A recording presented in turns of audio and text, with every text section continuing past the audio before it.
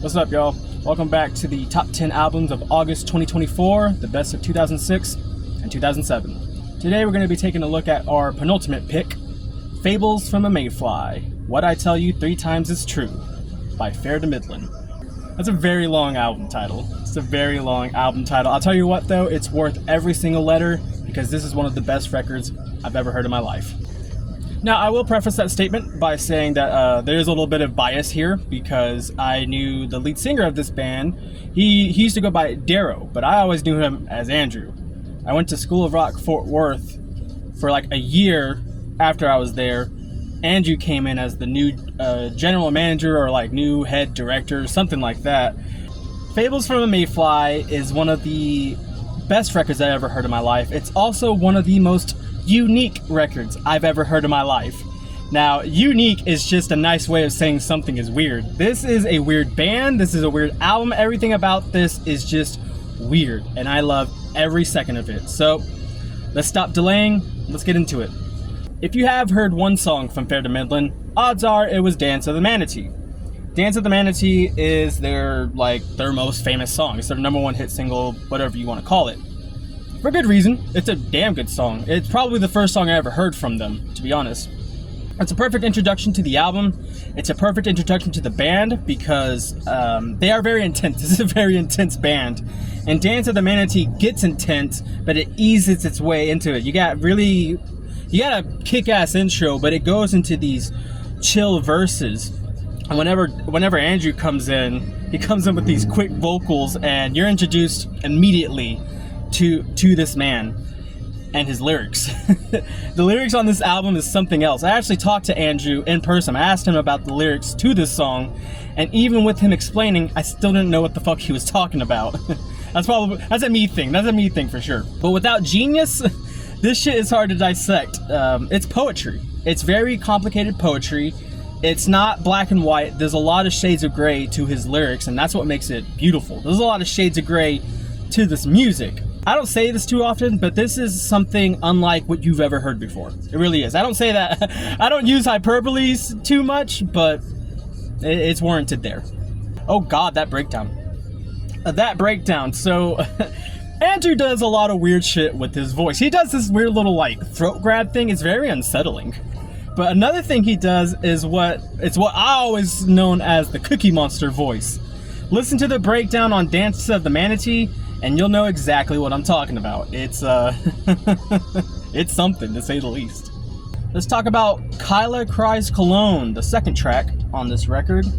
You know, you're introduced to the keys immediately. The keys, the keyboards are such a big part of this overall sound because it creates this atmosphere, this Midland atmosphere that you just get used to immediately. The keyboards really make Midland have their own sound. Without them, it's just not the same. It really isn't.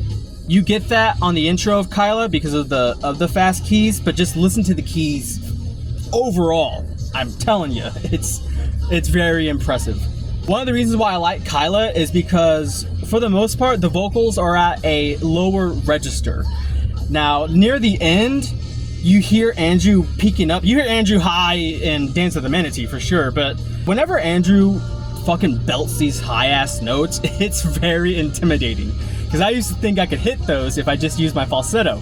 Nuh-uh. This dude is using all of his register to get these notes out, and it's fucking impressive, man. Sorry, there's like a fly or something. There's a bug. Fucking bug.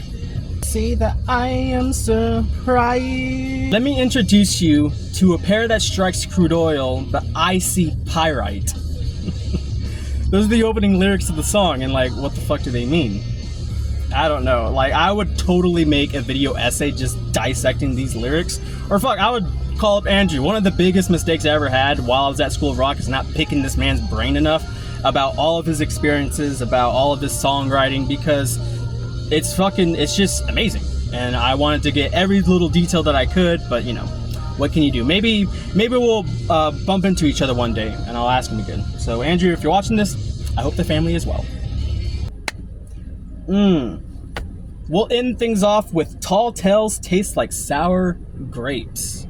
This is probably my favorite song of the record because of how epic it feels. It's a very, I don't use the word epic too much, but it's a very epic song. All the way down from the start of the song where you get this beautiful string introduction that just kind of sets this tone of just something big is about to happen, and then whenever the song finally kicks in, it's just this big old wall of sound. The drums is going crazy on the toms.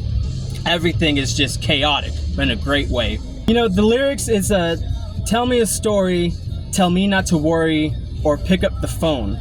And I really want to say, like, these lyrics represent gaslighting. It's just like, hey, don't worry about me. I'm fine. Don't even pick up the phone. You don't have to worry about me. I'm okay. Like, I get this sense of just uneasiness and unsureness from the lyrics, and it just makes this song, you know, all that more memorable. Whenever you get to the bridge, and he has this whole wall scheme about how these walls won't talk even when they're falling down around us. Beautiful imagery. Like, whenever you listen to these songs, even without the lyrics, you still have all of these images.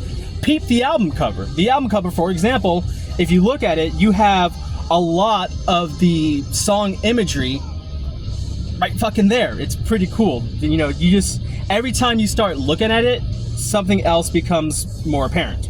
That album cover kind of sums up this band. You got all of this shit just kind of happening all at once, but it's packaged beautifully in a way that you can digest it and still enjoy it. And I think that's the best part about this band, is that they are like so weird and on such a different level, but they're not out of sight. You can still fuck with it, you can still rock with it, and that's what makes this band just fucking awesome. I lied. We're not gonna end things with Tall Tales. We're gonna end things with Say When. That's the actual closer of this track. One of the bars from Say When that I will never forget to this day is, I've settled for less and it's more than enough. The song itself is it's the softest song on the record, at least for like the first half, and the way it just keeps on building and building. This whole record is just all about building shit and then finally getting to that payoff. The atmosphere of this song is unlike anything other. You got it's almost like an underworld feel.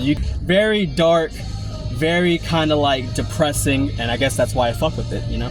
It's definitely worthy of a closer because it's so different from everything else, but all of these songs are fucking good. I mean, just even the ones that I didn't mention. A Seafar's Knot is fucking great. The Wife, the Kids, and the White Picket Fence. This is one part in that song where Andrew just, I think it's the highest note of the record. He goes all the way the fuck up there. It's a really hard song to do live, trust me.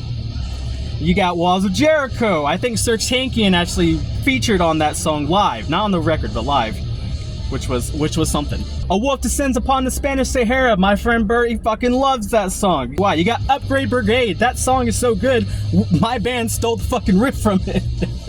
Not really, but kinda, you know, whatever. But just like all those songs that I didn't even fucking mention, this record is stacked, bro. So that was Fables from a Mayfly. What I Tell You 3 Times Is True by Fair to Midland.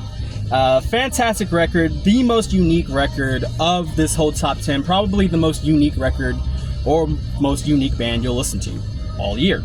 Maybe one day we'll get to Arrows and Anchors, but until then, we'll have to settle for Fables, and trust me, that is way more than enough. Alright, we'll be back, I believe, on Saturday to talk about our #1 pick of August 2024. It's going to be very, very exciting, and the only hint that I can give y'all is this one. Have fun with that one. Y'all stay tuned.